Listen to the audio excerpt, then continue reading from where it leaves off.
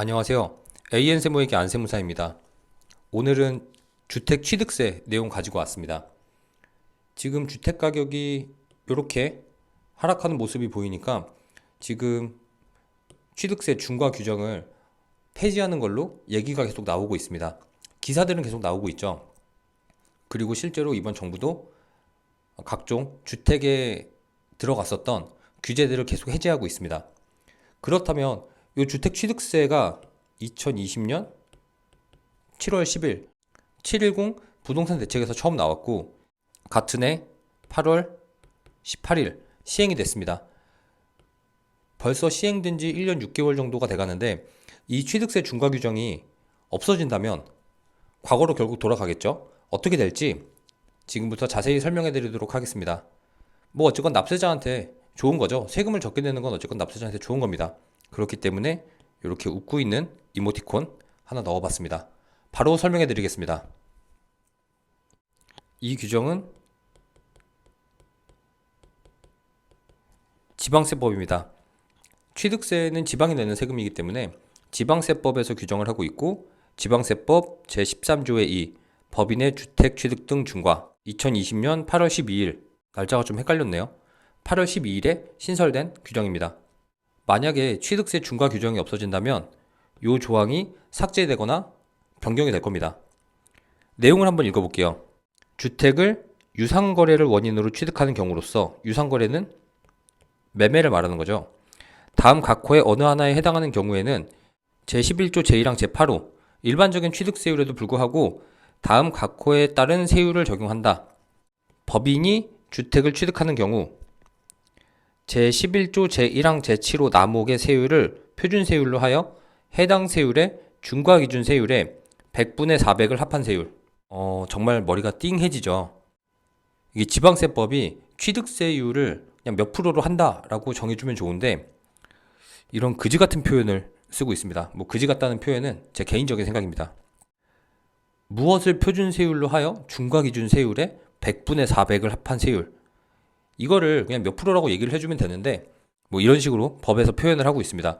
법이라는 게 국민들한테 예측 가능성을 줘야 되는데 뭐 전혀 예측할 수 없는 표현을 쓰고 있다고 볼 수 있습니다.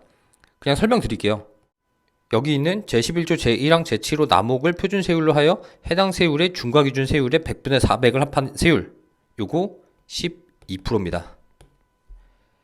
즉 법인이 주택을 취득하면 12% 적용하는 거고요. 두 번째, 1세대 2주택, 대통령령으로 정하는 일시적 2주택은 제외한다. 이 주택으로서 조정대상 지역에 있는 주택을 취득하는 경우 또는 1세대 3주택에 해당하는 주택으로서 조정대상 지역 외의 지역에 있는 주택을 취득하는 경우 내가 주택을 취득했는데 두 번째 주택이 조정이었다. 또는 조정대상 지역이 아닌데 세 번째 주택이다. 이럴 경우에는 똑같죠. 요거의 세율을 표준세율로 하여 해당 세율의 중과기준 세율의 100분의 200을 합한 세율. 요것도 좀 그지 같은 표현이지만 요거 8%라고 알고 계시면 돼요. 그리고 세 번째는 조정대상 지역 내의 3주택자 또는 비조정대상 지역 내에 네 번째 주택을 취득하는 경우에는 제11조 제1항 제7호 남목의 세율을 표준세율로 하여 해당 세율의 중과기준 세율의 100분의 400을 합한 세율. 아까 법인에서 나왔죠. 요거 12%입니다. 조정 3주택, 비조정 4주택은 12%의 취득세율을 적용을 했습니다. 그리고 그 다음 규정은 요거 증여 관련이에요. 증여로 조정대상 지역 내에 있는 주택으로서 대통령령으로 정하는 일정 가액 이상의 주택, 요거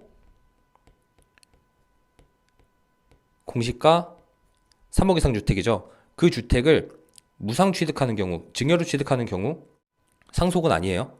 그랬을 때는 똑같이 무슨 세율을 표준세율로 하여 중과기준 세율의 100분의 400을 합한 세율을 적용한다. 요거 12%입니다. 1세대 1주택자가 아닌 자가 조정대상 지역 내에 있는 주택으로서 공시가 3억 이상의 주택을 증여로 취득하는 자는 12%의 취득세율을 적용을 합니다. 3번 규정은 패스를 하고요. 4번 규정은 분양권과 관련된 건데 분양권과 관련해서도 취득세가 아주 이상한 규정이 있었죠. 주택수를 판단하는데 분양권 취득일자를 기준으로 취득세를 정하는.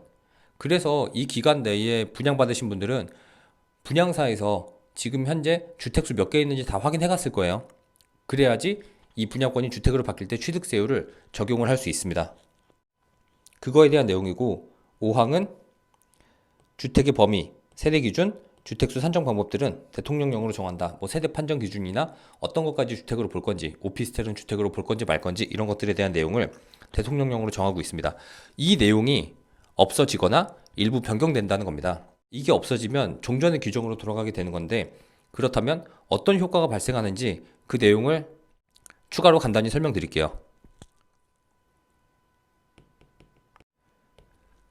주택 취득세 종전 규정을 설명드리겠습니다.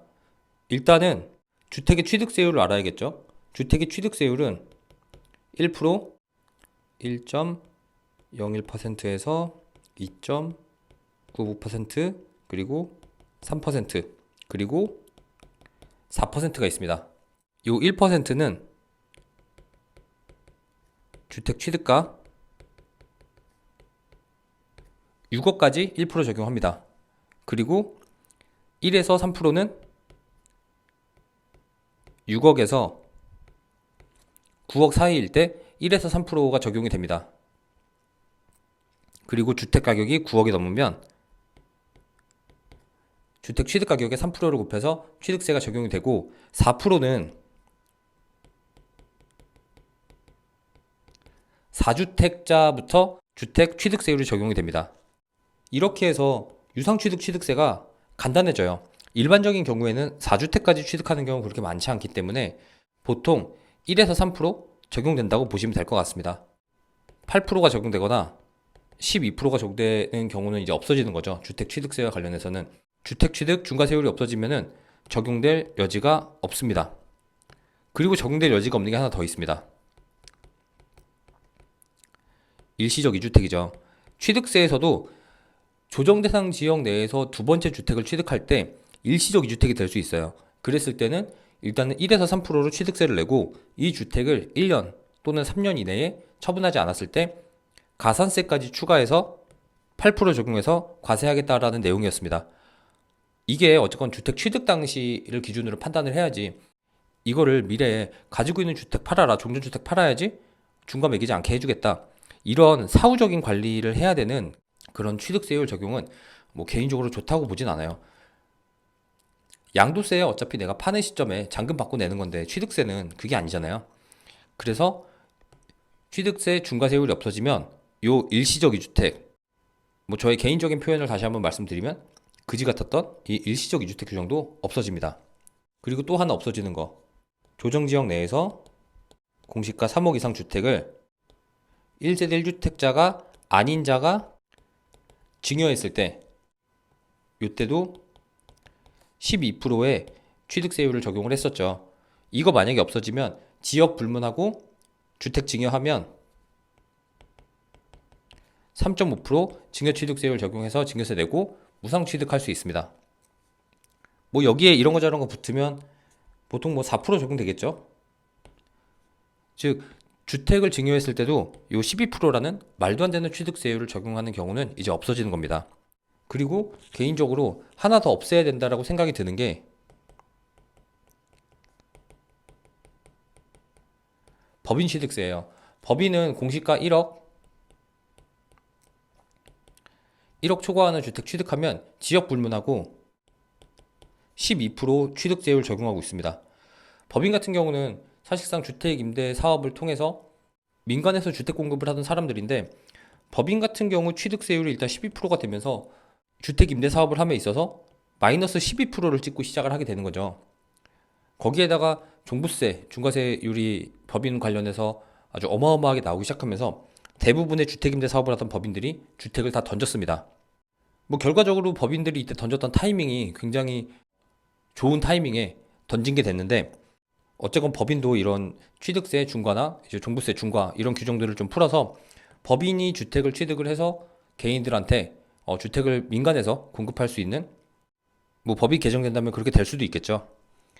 그래서 오늘은 취득세 관련해서 영상을 하나 만들었고, 취득세 중과 규정, 지방세법 제13조의 2가 사라지거나 또는 변경된다면 어떤 규정들이 사라져서 어떤 효과가 발생이 되는지 살펴봤습니다. 개인적으로 주택 취득세는 심플한 게 가장 좋은 것 같습니다. 이번 영상은 여기까지 하겠습니다. 감사합니다.